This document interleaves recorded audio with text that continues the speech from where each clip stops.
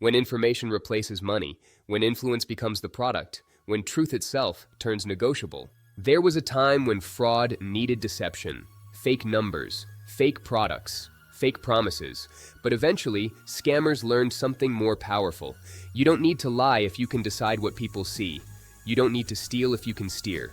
You don't need to control money if you can control belief. This is the stage where scams stop collapsing markets and start shaping reality, where victims don't realize they've been manipulated, where nothing feels stolen, where everything feels normal. 3 operations, 3 platforms. One terrifying shift. The fraud didn't hide the truth. It replaced it. It began as research. At least that's how it was presented. A personality quiz. A harmless academic experiment. A few questions about preferences and behavior. Hundreds of thousands participated. But the data didn't stop with them. Through platform permissions few understood, the information spread outward. Friends, networks, relationships. Millions of psychological profiles were built quietly.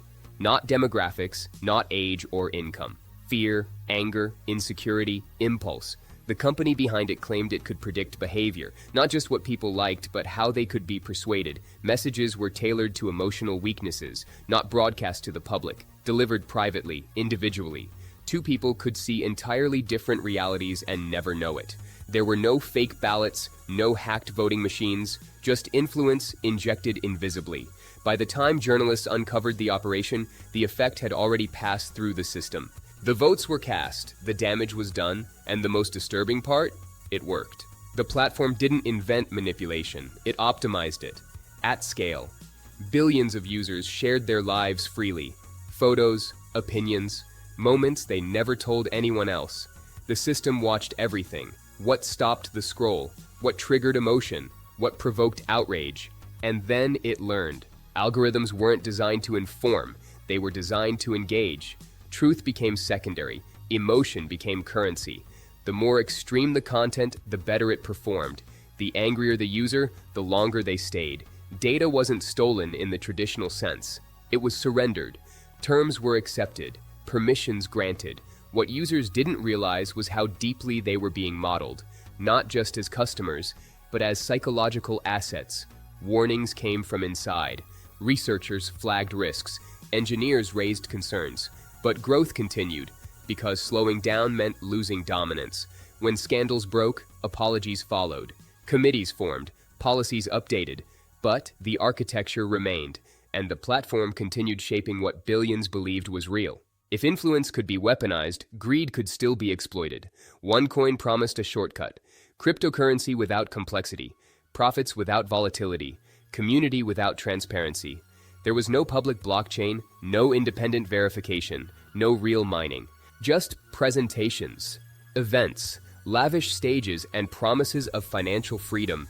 The founder spoke confidently, dressed elegantly, claimed revolutionary technology. Millions believed, especially those excluded from traditional finance. Immigrants, working-class families. People told for decades they'd missed every opportunity. OneCoin wasn't sold as an investment. It was sold as belonging. Education packages, referral bonuses, a sense of mission. Money flowed upward. Doubts were dismissed as ignorance. Critics were labeled enemies of progress. When regulators began asking questions, the leadership vanished. The blockchain never existed. The numbers were fictional. The wealth was gone. Over $4 billion disappeared. No servers to seize, no assets to recover, just believers left holding digital illusions. The damage didn't look like robberies. It looked like confusion. Families arguing over what was true, friends living in separate realities, savings poured into investments that never existed, a teacher who trusted political content tailored to her fears. She didn't feel manipulated, she felt informed. An immigrant family that invested life savings into OneCoin.